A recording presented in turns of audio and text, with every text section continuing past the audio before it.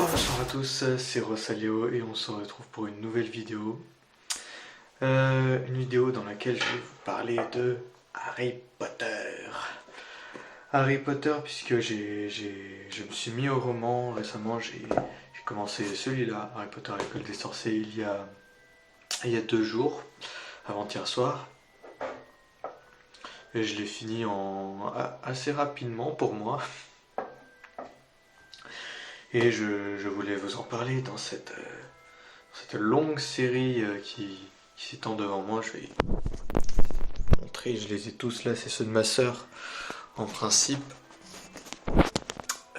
Voilà, c'est une vidéo tournée à l'arrache comme vous pouvez voir. Je vais essayer essayer, j'insiste bien sur le mot, de faire un peu de montage comme ci comme ça. Même si ce genre de vidéo à l'arrache, j'aime pas trop les monter, mais en même temps j'avais la flemme d'écrire. Donc, Harry Potter à l'école des sorciers, j'ai pas besoin de vous faire un pitch, hein, c'est Harry Potter qui va à l'école des sorciers. Je vais vous faire un avis, je pense, assez rapide sur le bousin. Je vais sans doute beaucoup le comparer au film. En général, les gens comparent le film au livre pour critiquer le film. Moi, je vais faire l'inverse. Je vais critiquer le livre en parlant du film. Tout simplement parce que j'ai déjà vu tous les films et je suis un fan. Et je sais que pour certains, il faut absolument avoir lu les romans pour être fan, puisque les livres, c'est pas vraiment Harry Potter. Les films, c'est pas pareil, donc c'est pas bien. Voilà, je vais pas rentrer dans ce genre de débat. J'en ferai au pire une vidéo à un autre moment, mais voilà. Pour moi, il y a 2 types de fans d'Harry Potter. Il y a les fans juste, enfin, les fans comme on pourrait être fan d'une autre saga. Et pour ça, il suffit juste de connaître un peu l'univers et d'en être fan tout simplement, et comme moi qui ai vu les films. Et je me considère du coup comme fan d'Harry Potter. Et il y a les Potterheads qui, pour le coup, c'est les gros fans qui connaissent bien l'univers. Rien de péjoratif dans ce que je dis, c'est une autre classe si vous voulez. Et pour être Potterhead, selon moi, il faut au moins avoir lu tous les bouquins. Et j'aimerais bien intégrer un peu ce petit groupe. Je parle, mais si ça se trouve, je dis que de la merde. J'aimerais bien intégrer un peu ce petit groupe, puisque j'aime bien Harry Potter, c'est cool. Et donc j'ai commencé les romans. Cette longue intro est pas forcément utile de terminer. Qu'ai-je pensé de Harry Potter à l'école des sorciers? En français, je précise. Euh, c'est vrai qu'il y en a peut-être qui regardent en anglais, et peut-être certains qui se disent ouais, Harry Potter c'est que en anglais. J'ai vu les films en anglais, donc voilà, c'est 50-50. Donc, qu'ai-je pensé du livre? Eh bien, je l'ai adoré. Je m'attendais vraiment, en fait, c'est même un peu ce que je recherchais en commençant les romans. Je m'attendais à avoir beaucoup plus de détails que dans les films qui ont dû épurer un peu, supprimer quelques passages, quelques détails pour des raisons légitimes, n'est-ce pas? Je m'adresse aux fans là, aux fans hardcore. Et du coup, je m'attendais à avoir un peu la version complète avec les romans. Et ben putain, en fait, je m'attendais juste à des petits détails, mais que le gros de l'histoire reste pareil. Et ben putain, la claque que je me suis prise, bon, l'histoire en général reste la même, c'est-à-dire toutes les étapes, le chemin de traverse, choix tout ça. Je vais essayer de ne pas spoiler, mais le schéma est respecté, on va dire. Mais il y a sur la forme, c'est assez différent. Et il y a même des passages qui sont totalement absents du bouquin et qui étaient de belles surprises. Je sais pas si je ferai une partie spoiler pour en parler, sans doute. En tout cas, du coup, ouais, c'était fort plaisant. Euh, et parmi les surprises, Harry est un vrai sale gosse dans ce livre. Et vraiment, dans le film, c'est un ange presque. Mais par contre, là, c'est un vrai sale gosse. C'est-à-dire qu'il, quand il doit pas insulter quelqu'un, mais allez, si, quand il doit insulter quelqu'un, se battre avec quelqu'un, par exemple Malfoy, il le fait comme un sale gosse de 10 ans. Et c'est pas un ange absolument bienfaiteur comme dans le film. Et ça, j'ai trouvé ça plutôt bien. C'est plus réaliste, ça rend le personnage plus intéressant. Il y a aussi Hermione qui est beaucoup plus une sale peste, mais ça, c'est sans doute à cause du fait que dans les films, on la voit. Euh, on a moins le temps de la voir faire des trucs de casse-couille, alors que là, J.K. Rowling met vraiment le ton. Euh, Limite dans le film, il n'y avait pas vraiment le côté Hermione fait chier Harry et Ron. Elle les fait chier un peu au début, mais mine de rien, rapidement, elle devient leur pote. Alors que dans le livre, c'est vraiment un long moment pendant lequel ils peuvent pas blairer Hermione. Et Hermione ne peut pas les blairer non plus. Et du coup, voilà, c'était assez intéressant. La transition, par contre, j'ai trouvé un peu rapide. La transition où Hermione devient leur amie, j'ai trouvé un peu.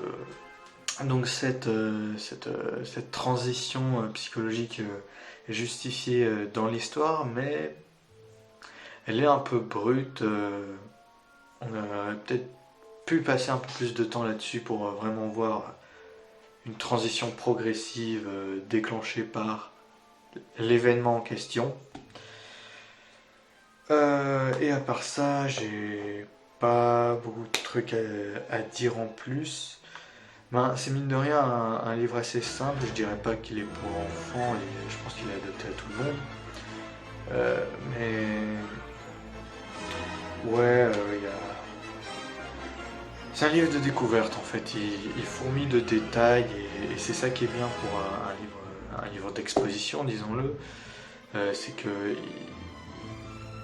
il balance les détails de l'univers et comme ça tu peux bien l'assimiler tout ça. Donc ça vraiment que j'ai trouvé cool. Alors maintenant je vais un peu plus parler des séquences qui m'ont marqué, donc ça va rentrer dans les spoils. Bon, voilà, pour écouter la vidéo si vous n'avez pas lu les romans, pas lu les livres. Donc parmi les séquences qui m'ont marqué, j'en ai deux en tête.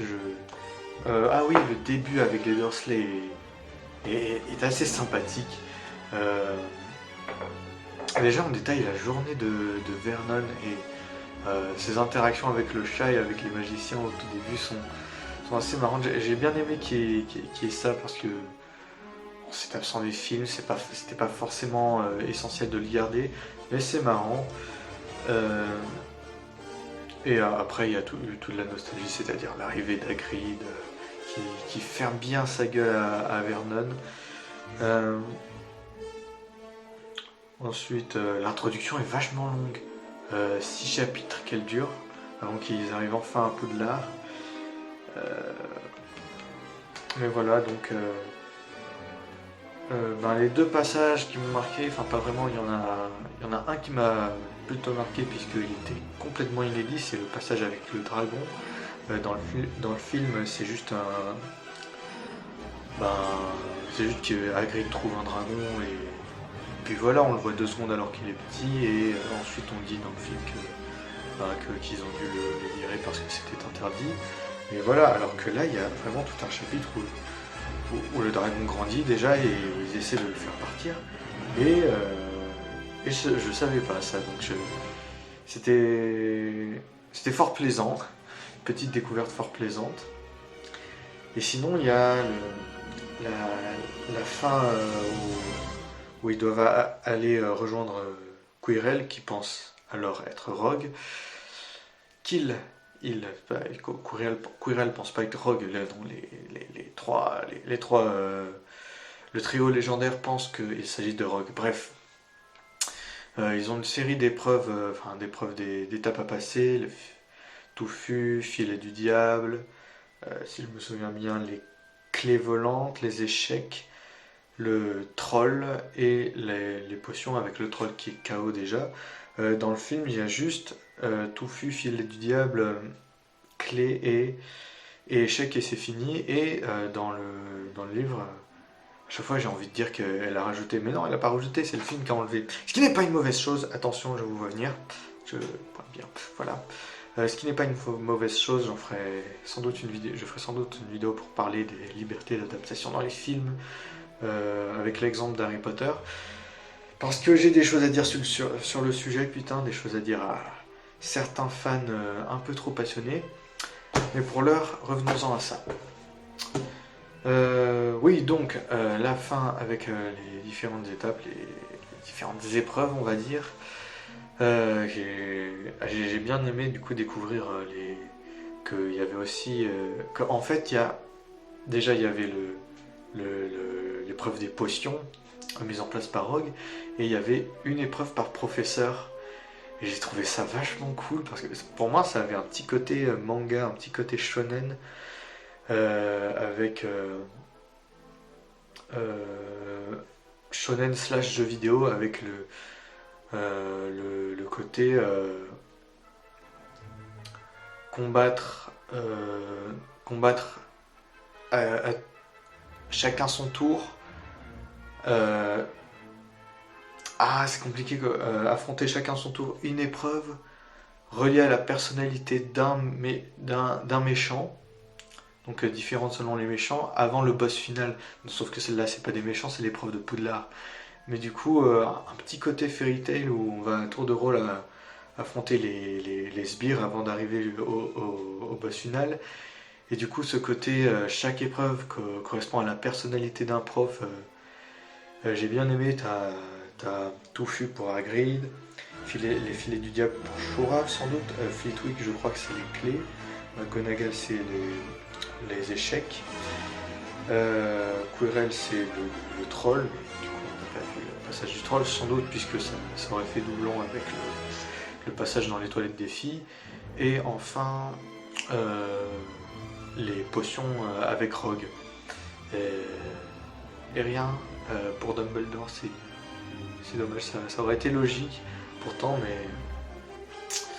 mais pas grave. Et du coup il y a le boss final face à Voldemort, toute la partie avec le miroir, tout ça. Le miroir, on voit toute la famille Potter là où dans le film c'était que les parents. Mais après c'est des trucs des films, donc moi en fait ça a vraiment été la découverte qui m'intéressait dans ce livre. Et donc ce qu'on voyait déjà dans les films, ça m'a pas trop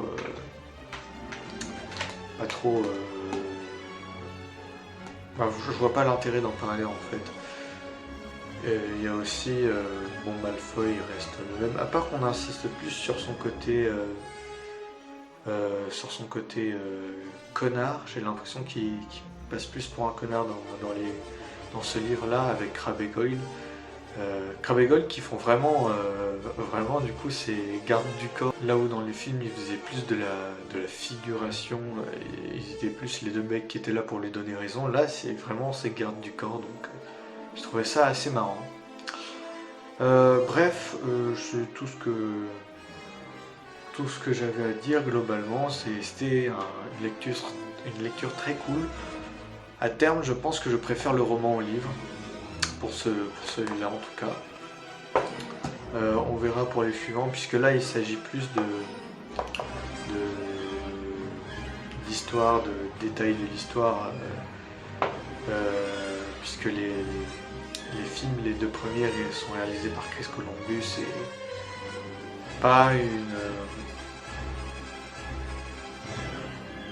disons que l'histoire à ce stade n'est pas encore assez complexe pour offrir une opportunité d'adaptation extraordinaire. Enfin si, ça reste quand même une histoire avec de la magie, mais les derniers tomes qui sont adaptés par David Yates justement, et même dès le troisième, en fait, dès Le Prisonnier d'Azkaban et sans doute La Chambre des Secrets, je regarde par là alors que c'est juste là, ouais, c'est derrière, parce que ça me sert de dossier pour mon téléphone. Cela offre sans doute plus d'opportunités pour imaginer les trucs. Ça, c'est vraiment l'exposition pour introduire l'univers. Mais c'était cool. C'était cool. J'ai hâte de lire les suivants, même si je suis actuellement tenté, avant de me mettre à la suite, de lire le... Je vais vous montrer. Un autre roman qui a été adapté en film que j'avais sous la main. Voici Jurassic Park. Donc voilà, peut-être après il fait combien de pages, c'est plus long qu'Harry Potter, non? Ah non. Harry Potter ça arrive dans les 700 pages, les derniers, celui-là il en fait 500.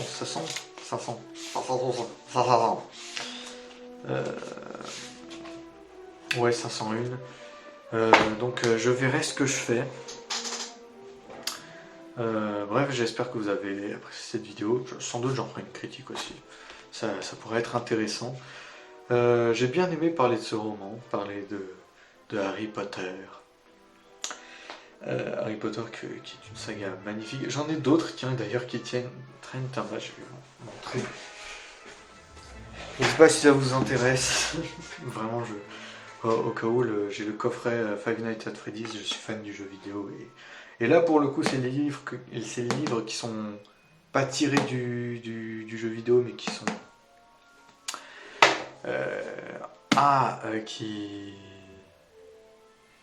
qui reprennent l'univers, on va dire. Et eux, pour le coup, ils sont en anglais. Mais du coup, ouais, je sais pas, c'est justement pour ça que j'ai dû arrêter de les lire, parce que ça commençait à me casser les couilles. Mais j'ai toujours le marque-page dedans, mine de rien. Je suis toujours au premier sur 3. Mais bref, c'était une vidéo à la base Harry Potter, et au final, je parle de 3 romans à la fois. 5 si on compte le coffret. Bref, j'espère que vous avez apprécié cette vidéo, qu'elle a été intéressante pour vous. Et ma foi, concernant la suite de la chaîne, je suis en train de réfléchir à ce que je vais faire, mais aussi par rapport à un autre projet dont je vous parlerai sûrement plus en détail plus tard. Et bref, tout est dit, je pense. Donc, je vous dis salut. Trouve un sort. Felipe.